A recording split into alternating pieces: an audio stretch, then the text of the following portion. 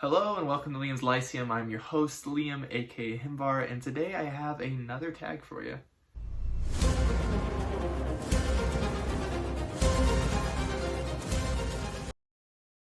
Okay, so it's been a very long time since I've done a tag. I've actually been tagged in several since I stopped recording videos for a couple weeks, and this is the first one I got tagged in. This is actually the Nostalgia book tag.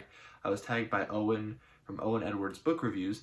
I'll link his video down below. And actually, off the top of my head, I didn't take very good notes when I prepared for this weeks ago. I'm not exactly sure who created the original tag, but I'll find that and I'll also link that down below. I'm sorry. I have very little time to record right now, so I'm using that time to record. Only 9 questions, so I'm just going to go through the questions. I mean, these are the books that I'm going to use to answer the questions, but let's get right into it. So, prompt number 1, just read it here. Oldest book from your life that you still own. So I have very many that are in storage in Texas when I used to live in Texas, and I had to leave a lot of my stuff behind, and so I'm not exactly sure what book would be the oldest that I've had for the longest, rather. And I mean, because I have books that from the 1800s, right, and those are the oldest, but the book I've had the longest, right, oldest one from my life, that I still have is actually Percy Jackson books. I got these when I was in middle school. I actually couldn't find them going through my boxes because they're not one of the things that are on my shelves.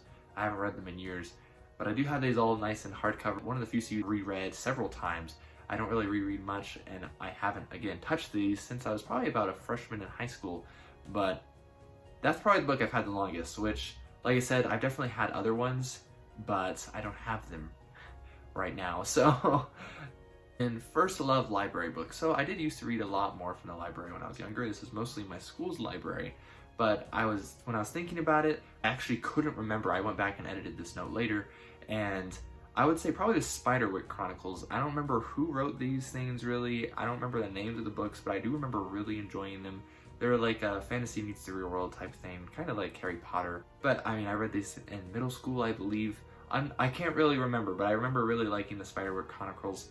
And you know, since then, since I've really read those, I haven't really read anything from the library. And so as far as nostalgia, I don't feel a lot of nostalgia for it, if I were to be honest. Heck, I've almost forgotten that they existed. So, but I do, as far as library books goes, definitely Spiderwick Chronicles. But a book given to you, this would be one that would also count as oldest books I have, because this is a book I got in elementary school as from a gift from my teacher. It would be The Castle in the Attic, but I don't have it.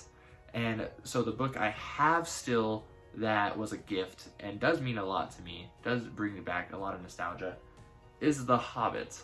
I got this from my mom, and this is my copy. This is my original copy. I do have more copies now. I've read The Hobbit multiple times now, but this is my original copy, and this does bring back a lot of nostalgia. I think it's actually perfect because I feel like Tolkien's works, less so The Hobbit, more so The Lord of the Rings and his other works, there's a big theme of nostalgia, at least in my mind. That's what really like kind of seeps through his entire works when I'm reading them, is nostalgia.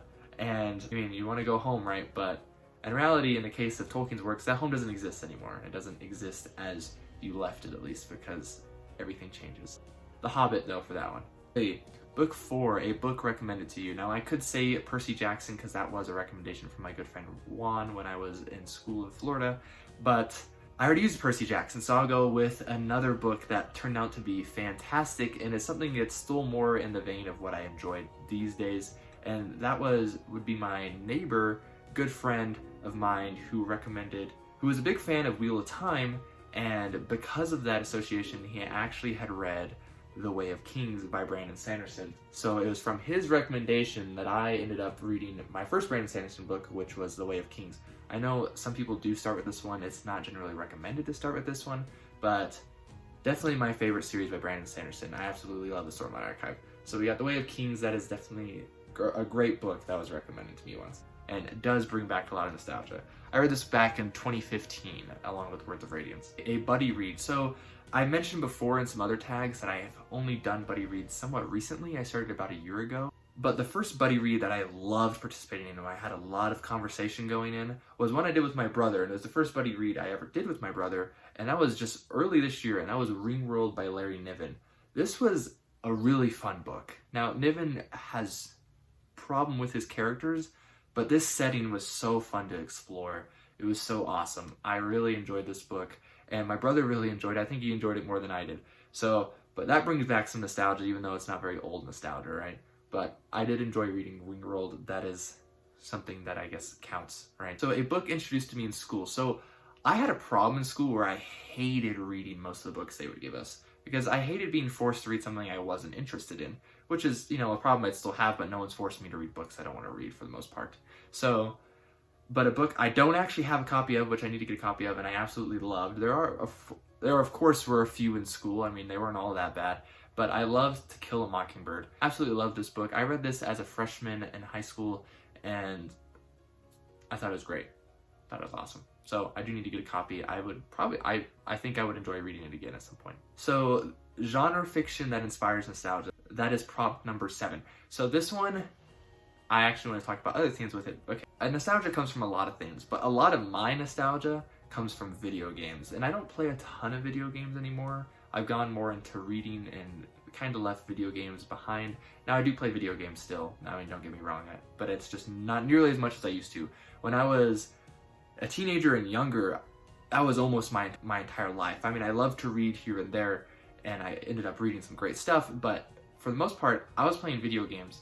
And there was 2 video games, or video game series really, that really grabbed my attention and absolutely defined my younger life. And I have a lot of nostalgia associated with those video games, but those video games do have novel adaptations or just novels set in the same universe.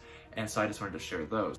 The first one is Betrayal at Falador, which is a 2008 novel, but I actually read it in 2011, I believe, when the second book came. That's a RuneScape book, if you didn't notice. There's only 3 RuneScape books, and they're all from the same trilogy by T.S. Church. T.S. Church is actually one of the first authors I ever actually had some nice conversations with online, and he's a really great guy.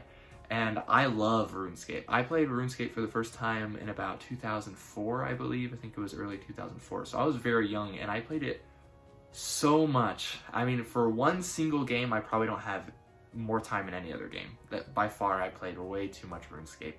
And it's from RuneScape that I have a love of MMORPGs. It did help my love for fantasy as well. So Betrayal at Falador is actually a pretty good book. I really enjoyed it, even if it was written, Mr. Church did write it, so it would appeal to people who weren't just fans of RuneScape, but people who enjoyed reading, enjoyed fantasy in general. So that is the first of the trilogy. Betrayal at Falador, Return to Canifis, and then Legacy of Blood, I believe, is the 3rd book. Mr. Church does have one other book, Prince Armistice and the Dragon, which is a book I actually reread earlier this year.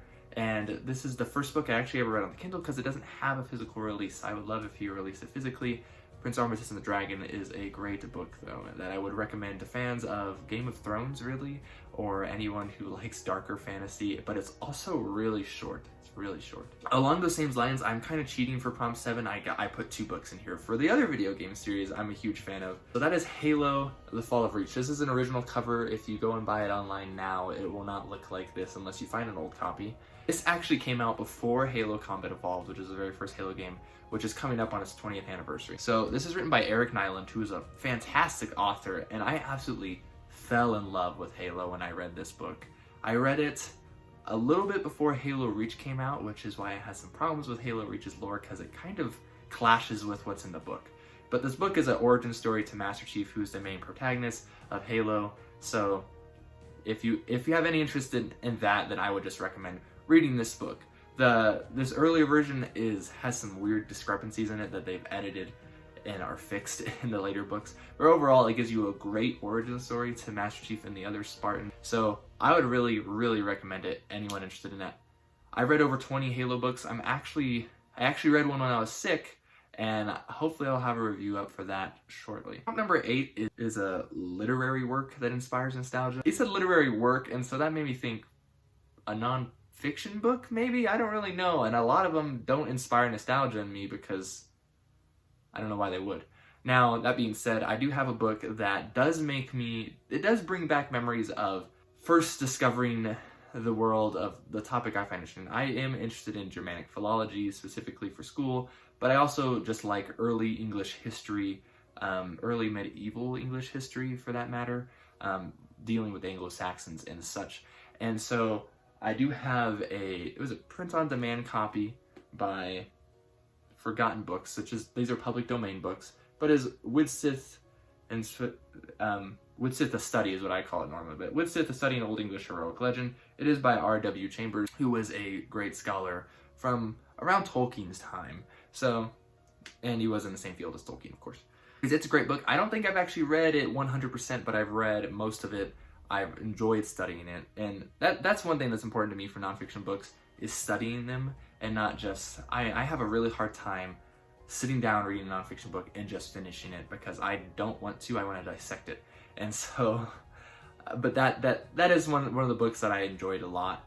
It's very old, though if anyone has a more updated study on Widsith the poem, then I would definitely appreciate reading it, because this is over 100 years old at this point. Now, a spiritual text that inspires nostalgia. So again, this one's harder because I don't read a lot of books that are, you know, like the stuff on my wife's desk. And even these are mostly like business oriented and stuff like that, but I don't go to the section to the bookstore and try to buy spiritual stuff. Now, I've always been interested in religion, and I mean, for a really long time. But I think I would probably be duping myself if I didn't say that this was my favorite spiritual book I've read probably about 20 times. Now, this is the Book of Mormon. It's important to my religion, so I've read it a lot. So I first read it when I was about 12, so about half my life ago. Hopefully you enjoyed listening to this. I don't really know about these tags so much. I've only done 2 actual tags before, so this is my 3rd one. But thanks, Owen, for tagging me, and I will find who made the original tag and put it below. But hopefully I'll have more videos out soon, and thanks for watching. This has been Liam with Liam's Lyceum, and until next time.